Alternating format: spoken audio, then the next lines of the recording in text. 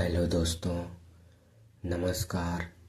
आज मैं भगवान शंकर और भस्मासुर की पौराणिक कहानी सुनाने जा रहा हूँ। ध्यान से सुनिए। एक समय की बात है। भस्मासुर नाम का एक असुर रहता था। भस्मासुर सबसे शक्तिशाली असुर बनना चाहता था। वह अन्य असुरों की तुलना में महान शक्ति प्राप्त करना चाहता था।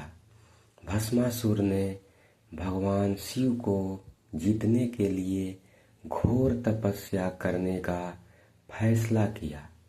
उसने सोचा कि एक बार जब वह भगवान शिव की कृपा प्राप्त कर लेगा तो वह भगवान शिव से अपनी इच्छा पूरी कर लेगा और सबसे शक्तिशाली असुर बन जाएगा।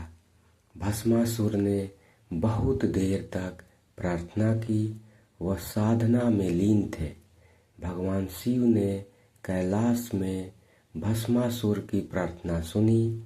ध्यान की शक्ति का उपयोग करते हुए भगवान शिव को पता चला कि यह भस्मासुर ही था जो प्रार्थना कर रहा था। चाहे वह देवता हो या असुर, भगवान शिव ने अपने भक्तों में कभी अंतर नहीं किया। वह अपने सच्चे भक्तों के सामने प्रकट हुए। भगवान शिव भस्मासुर की प्रार्थना से संतुष्ट और प्रसन्न हुए और वे उसके सामने प्रकट हुए। भगवान शिव ने भस्मासुर को अपने सामने प्रकट होने के लिए अपनी आंखें खोलने को कहा। भस्मासुर ने अपनी आंखें खोली क्योंकि वह अपने भीतर से बहने वाली दिव्य आवाज को महसूस कर सकता था। असुर ने अपने सामने भगवान शिव को देखा। वह भगवान शिव के चरणों में गिर पड़ा। वह बहुत खुश था क्योंकि भस्मासुर की प्रार्थना से आखिरकार शिव प्रसन्न हो गए। भगवान शिव भस्मासुर पर मुस्कुराए। उन्होंने भस्मासुर से पूछा, तुम भस्मासुर के लिए क्या चाहते हो? भस्मासुर ने उत्तर दिया, भगवान शिव, मैं अमर होना चाहता हूँ।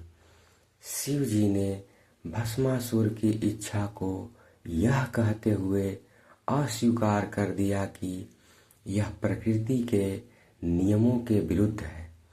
उन्होंने भस्मासुर से कहा कि जो भी व्यक्ति पैदा हुआ है उसे एक दिन मरना ही है। भस्मासुर बहुत दुखी हो गया।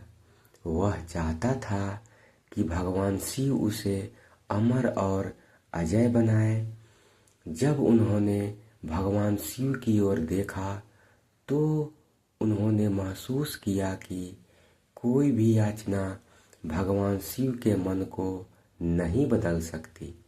भस्मासुर को तब एक विचार आया और उसने भगवान शिव से कहा कि वह उन्हें अपने हाथों से किसी के सिर को छूकर किसी के भी शरीर को भस्म करने की शक्ति प्रदान करें। शिव को आश्चर्य हुआ कि भस्मासुर ने ऐसा वरदान क्यों मांगा। भगवान शिव ने याद किया कि भस्मासुर ने अच्छी तरह से प्रार्थना की थी और वह भस्मासुर द्वारा मांगी गई किसी भी इच्छा को पूरा करने के लिए बाध्य थे। शिव ने आशीर्वाद दिया और भस्मासुर की इच्छा पूरी की। भगवान शिव उस गलती से अनजान थे जो उन्होंने की थी।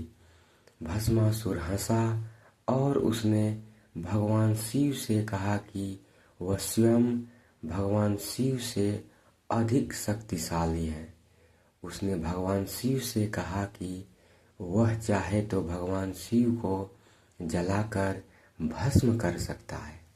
यह सुनकर शिव हैरान रह गए। भस्मासुर ने भगवान शिव से कहा कि वह उस पर अपनी शक्ति का परीक्षण करना चाहता है।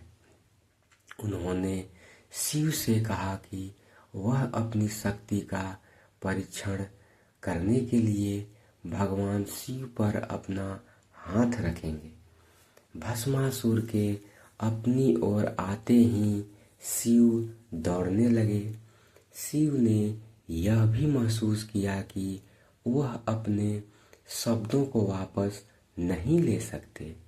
यदि वह असुर को अपने सिर को छूने की अनुमति देता तो शिव भस्म हो जाते।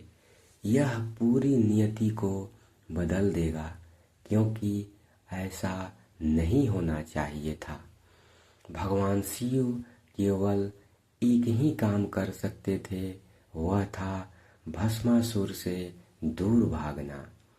भगवान शिव दौड़ने लगे और भस्मासुर ने हाथ फैलाकर उनका पीछा किया। शिव जी ने भगवान विष्णु से प्रार्थना की, जो उनकी मदद करने के लिए संरक्षक भगवान थे। भस्मासुर जंगल के अंदर उनका पीछा करने वाला था, लेकिन वह रुक गया। उसने देखा कि सामने एक बहुत ही सुंदर स्त्री खड़ी है। वह स्त्री इतनी रूपवती थी कि भस्मासुर एक क्षण के लिए भी भूल गया कि वह कौन है। उसने महिलाओं को घूर कर देखा। उसने महिला से पूछा, तुम कौन हो? महिला ने भस्मासुर पर भौवें चढ़ाई और उससे कहा, आप किसी के घर नहीं जाते हैं और उनसे पूछते हैं कि वो कौन है। उसने भस्मासुर से कहा कि उसे बताना होगा कि वह कौन है। उसने महिला से कहा कि वह भस्मासुर है। महिला ने भस्मासुर से कहा, भस्मासुर, अब तुम मेरा नाम पूछ सकते हो। भस्मासुर ने सुंदर स्त्री से पूछा कि वह कौन है। सुंदर स्त्री ने उत्तर दिया कि वह मोहिनी थी। फिर उसने मोहिनी से उससे शादी करने के लिए कहा।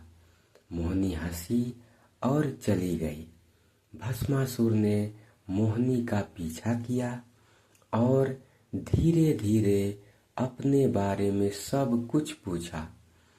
मोहिनी ने कहा कि वह अपने माता पिता के साथ जंगल में रहती थी। वह अपने घर में पूजा के लिए कुछ पल लेने के लिए जंगल में आई थी।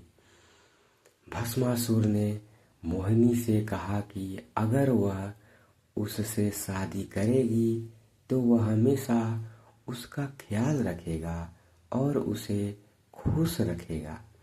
मोहिनी उदास लग रही थी। उसने भस्मासुर को एक सुंदर व्यक्ति कहा। भस्मासुर जानता था कि मोहिनी क्यों दुखी है। मोहिनी ने भस्मासुर से कहा कि वह एक नर्तकी है। जब वह छोटी थी तो उसने वादा किया था कि वह उसी व्यक्ति से शादी करेगी जो उसके साथ नृत्य करेगा। भस्मासुर चौंक गया और उसने पलकें झपकाई। उन्होंने अपने पूरे जीवन में कभी नृत्य नहीं किया था। राक्षस ने मोहिनी से शादी करने के लिए खुद से नृत्य सीखने का वादा किया। मोहिनी ने उत्सुकता से भस्मासुर से कहा, चिंता मत करो, मैं तुम्हें नृत्य करना सिखाऊंगी। अगर तुम मेरे कदमों का ठीक उसी तरह पालन करोगे जैसे मैं करती हूँ तो मैं तुम्हारी हो जाऊंगी और तुमसे शादी करूंगी। वे दोनों नाचने लगे। राक्षस मोहिनी की चालों की नकल करने में बेहतर होता गया। भस्मासुर ने केवल नृत्य पर ध्यान केंद्रित किया और कुछ नहीं। मोहिनी ने अपने सिर पर हाथ रखकर एक चाल चली। भस्मासुर ने एक बार भी बिना सोचे समझे ऐसा ही किया। भस्मासुर की शक्ति से उसके लिए काम किया और वह जलकर राख हो गया। जब मोहिनी भस्मासुर की राख को देख रही थी, तभी शिव जी उनके सामने प्रकट हो गए। उसने मोहिनी को धन्यवाद दिया और उसने जवाब दिया, आपका स्वागत है। किसी की इच्छा पूरी करने से पहले 2 बार सोचिए। वह गायब हो गई और विष्णु उनके साथ स्थान पर खड़े हो गए। भगवान शिव ने भगवान विष्णु को उनकी मदद करने और भस्मासुर से बचाने के लिए धन्यवाद दिया। धन्यवाद दोस्तों। अगर कहानी अच्छी लगी हो तो चैनल को लाइक करें, सब्सक्राइब करें और वीडियो को शेयर करें और चैनल को प्रमोट करें। धन्यवाद।